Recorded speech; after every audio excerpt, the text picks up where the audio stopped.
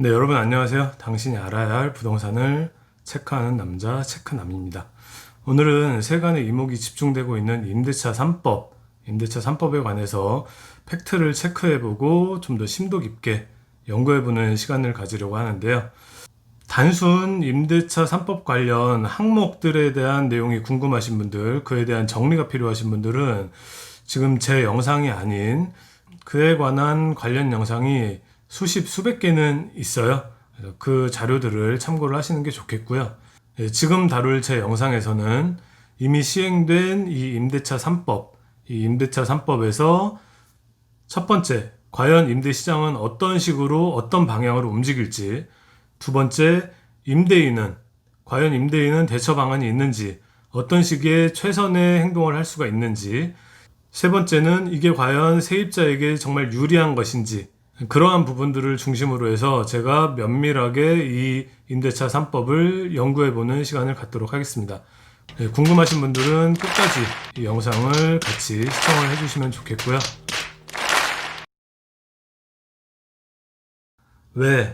대체 왜 정부는 집값 상승과 전세가 상승에 있어서 본인들의 잘못은 없다고 하는가?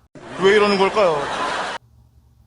대체 왜 정부는 임대인과 임차인에게 선악구도의 프레임을 씌워 분열을 조장하는 것인가? 대체 왜 정부는 집 없는 서민의 입장만 대변하는가? 집 없는 서민만 대한민국 국민인가? 정부는 무엇을 의도하고 어떤 그림을 설계하고 있는 것인가?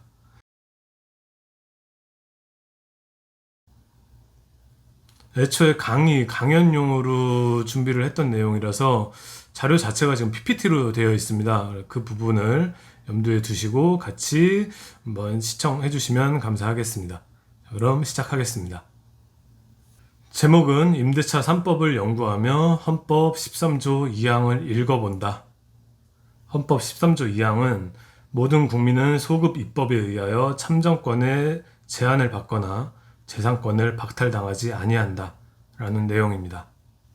다음은 소제목입니다. 제가 좋아하는 글귀입니다. 수단이 비열하다면 결코 목적은 정당화될 수 없다. 체계바라의 말이고요. 내용 보시면 일단 큰 제목 보실게요. 엄마 또 이사가, 세입자 이딴, 이쪽 보실까요? 사유재산 강탈, 이게 나라냐? 이쪽과 이쪽 내용을 보시면 흑백과 칼라라는 점 외에는 크게 내용상으로는 다른 점이 없습니다. 그런데 이쪽은 1990년이고요. 이쪽은 지금 현재 2020년입니다.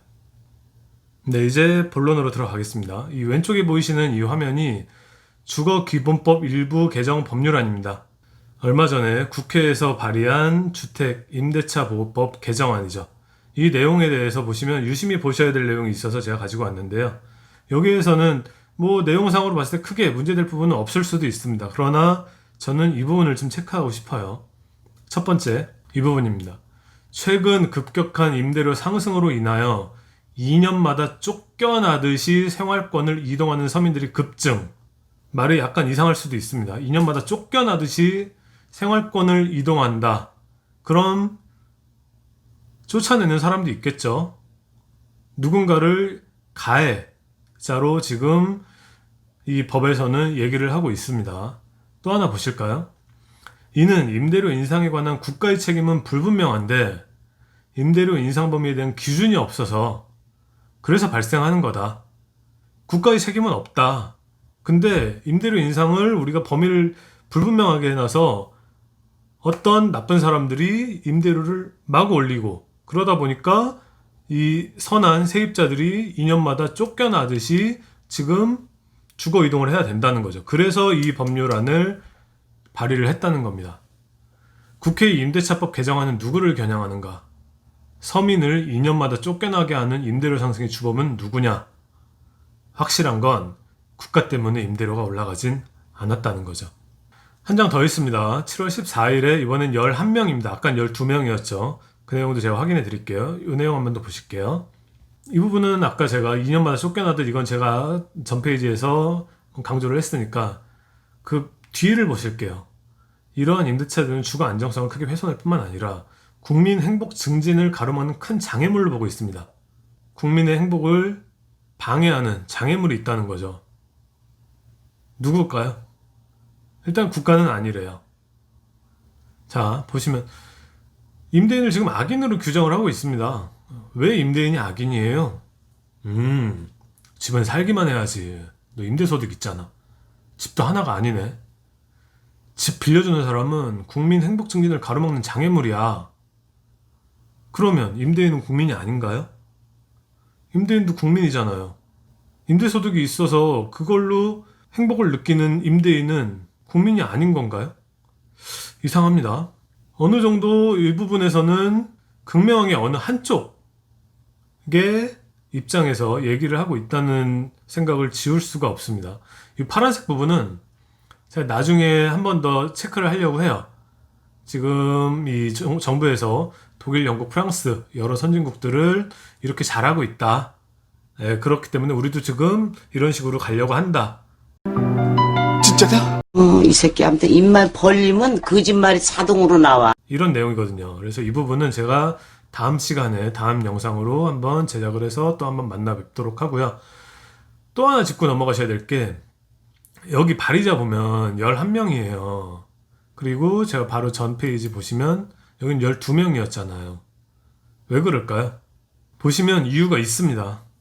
이 11명의 국회의원은 이 부분 임차인이 6년간 안정적으로 계약갱신을 청구할 수 있도록 권리를 보장하자 이런 부분이었거든요. 근데 여기서 빠진 한 명이 누구였냐? 12명 중에 빠진 한 명이 바로 여기 보이시는 박주민 의원입니다. 그럼 박주민 의원은 6년이 아니고 4년을 주장했었나? 천만의 말씀입니다. 박주민 의원은 세입자의 중대 의무 위반이 없는 한 횟수를 정하지 않고 계약갱신을 보장하자는 사실상 무기한 연장, 종신 연장을 추진하느라고 6년짜리에는 들어가지 않았던 거죠. 이해가 되시나요?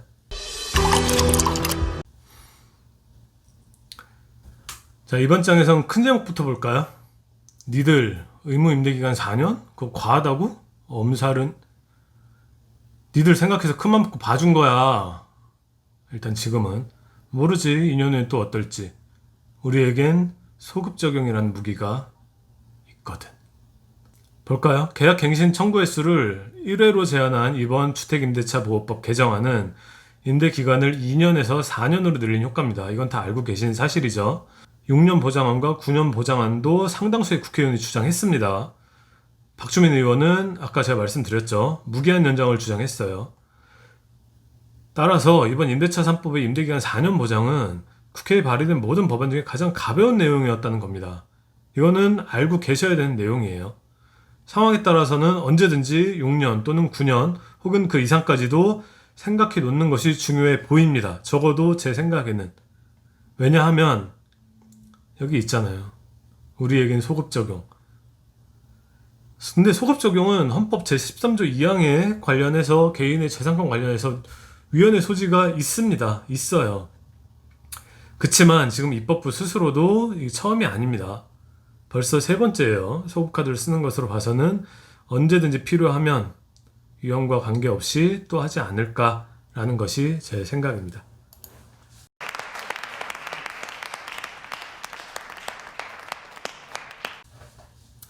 야, 그럼 주택임대차법이 뭐길래 도대체 왜 이렇게 주변이 난리야? 세입자한테 좋은 거야? 이거 뭐야? 제가 알려드릴게요. 주택임대차보호법이라 함은 주택의 임대차에 관한 민법에 대한 특례를 규정함으로써 임대인을 보호하고 국민의 주거 생활의 안정을 보장함을 목적으로 하여 제정된 법률입니다. 1981년에 제정된 법률이고요. 올해가 2020년이니까 자그만치 39년, 거의 근 40년 되는 그런 법률입니다. 근데 내용을 좀 보시다 보면 특이한 게 있죠. 임차인이 아니고 임대인을 보호한다고 나와요. 법률상에는 그렇습니다. 자, 그러면 주택임대차보호법은 국민의 주거생활 안정을 보장할 목적으로 1981년에 처음 제정이 됐는데 개정은 얼마나 있었냐? 2015년까지 총 17번의 개정이 있었습니다.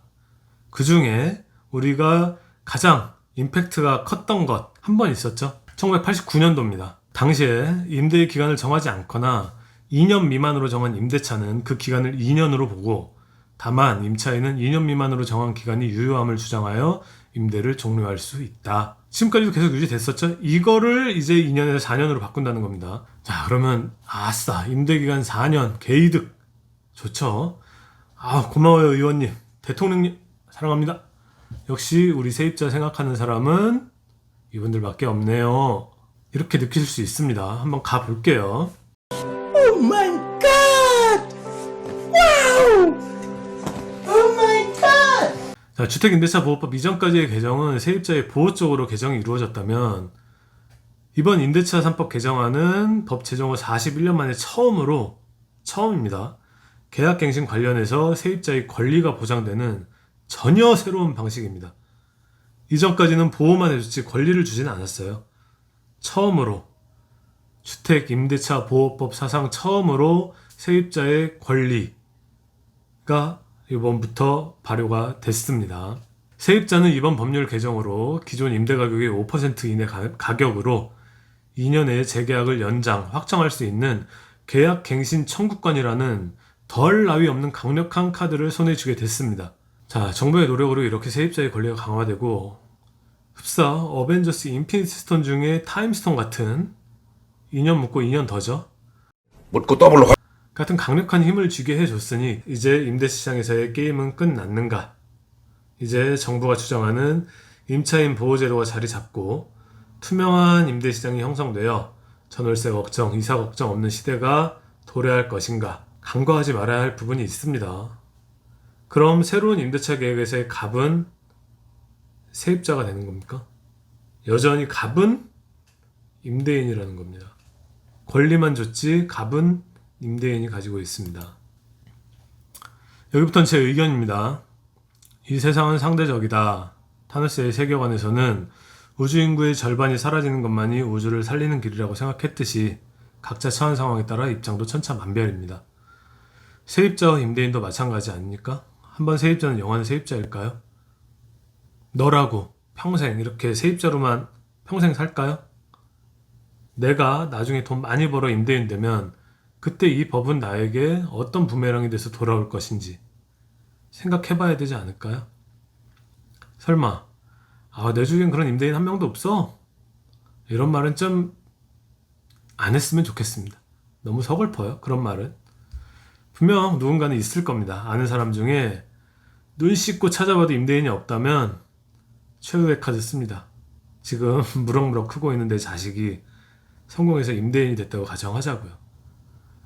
지금 정부에서 임대인은 비록 악인이고 죄인일지라도 저는 그렇습니다. 내 자식은 임대인이 돼서 남한테 아쉬운 소리 안 하고 살기를 원하고 바랄 뿐입니다. 그래서 세상 혼자 살아? 네 주변엔 임대인 한 명도 없어? 너 그렇게 죽을 때까지 세입자일 것만 같아? 이런 거죠. 난 착한 임차인 맞아. 근데 우리 엄마? 우리 엄마도 임대인이니까 나쁜 사람이라고? 으이씨, 너 죽을래? 어떤 얘기냐? 에피소드를 하나 만들었어요. 우리 엄마가 1억짜리 조그만 오피스텔 하나 보유한 임대인인데 어느 날 나에게 이런 얘기를 한다. 얘 임대차 3법인가 뭔가 그것 때문에 세입자가 안 나가겠단다. 엄마가 그동안 이 사람 사정 봐준다고 임대료도 안 올렸잖아. 갚아야 할 대출이자에 생활비에 이걸 팔든지 아니면 월세로 좀 올려받든지 해야 뭔 방법이 생길 텐데 말이야. 임대 끝난 날만 손꼽아야 되는데 글쎄 세입자가 안 나간다고 못 나간다고 2년 더 보장하래. 이제 어떻게 하는 게 좋겠니? 팔라고? 물어봤지 벌써. 부동산에서는 세입자 들어있는 분은 이제 팔리지도 않는데 몇 달 남은 것도 아니고 2년 가득 임대 들어간 건 때려 죽여도 못 판다고 희망을 버린다. 그때 되면 또 집 상태가 어찌 될지도 모른다고. 거기다가 또 월세까지 싸게 들어가 있다고 혀를 내둘러. 사모님 같으면 입장 받고 생각해서 이거 사시겠어요? 라는데 뭐 할 말이 있어야지. 이거 괜히 손님 붙였다가는 욕만 진탕 얻어먹고 손님 끊겨요. 그러면서 정 팔고 싶으면 3천 싸게 한 7천 정도에는 붙여볼 수 있다더라. 이제 어쩌니? 하고 엄마가 나한테 물어보면 방금 전까지 아싸 4년 개이득 고마워요 의원님 사랑해요 대통령님 라고 했던 선한 세입자였던 나는 엄마에게 무슨 말을 해줄 수 있을까?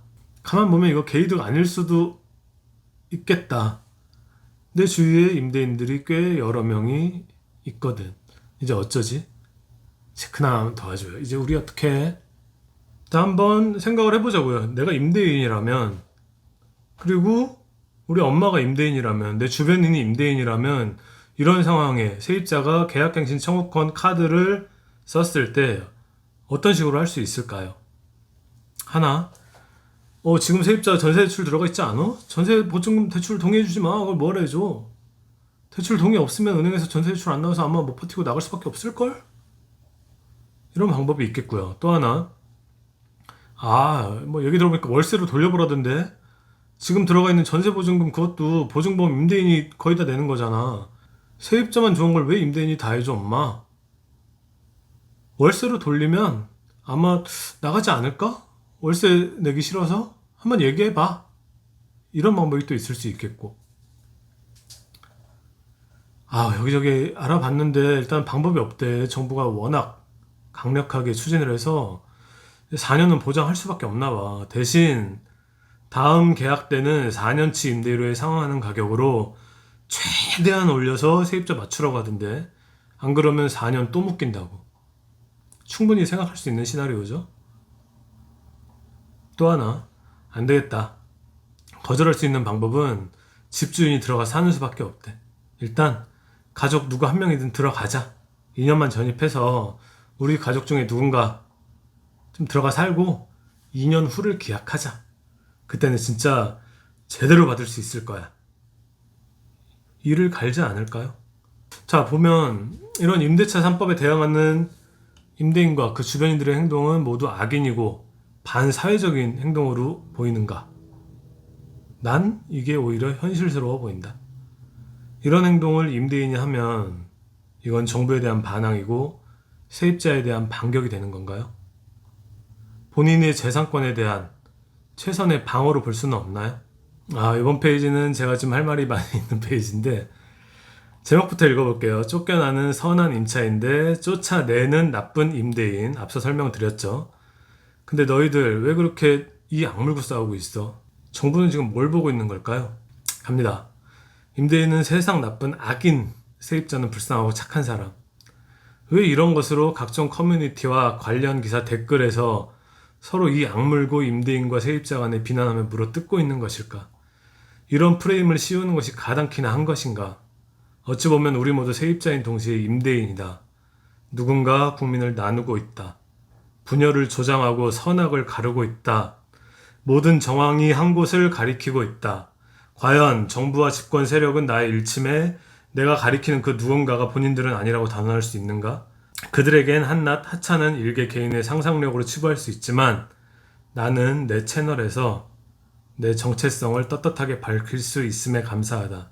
이제 그들에게 묻는다. 왜? 대체 왜? 정부는 집값 상승과 전세가 상승에 있어서 본인들의 잘못은 없다고 하는가? 대체 왜? 정부는 임대인과 임차인에게 선악구도의 프레임을 씌워 분열을 조장하는 것인가? 대체 왜? 정부는 집 없는 서민의 입장만 대변하는가? 집 없는 서민만 대한민국 국민인가? 정부는 무엇을 의도하고 어떤 그림을 설계하고 있는 것인가? 어찌해 국민의 생활에 직결되는 임대차 보호법을 이렇게도 서둘러서 빠르게 여당 단독으로 속전속결로 강행 처리하는 것인가? 제발 대답 좀 해줬으면 좋겠습니다. 일단 1부는 요 정도로 하죠. 요 정도로 해서 2부에서 다시 한번 바로 이어갈게요. 이 내용을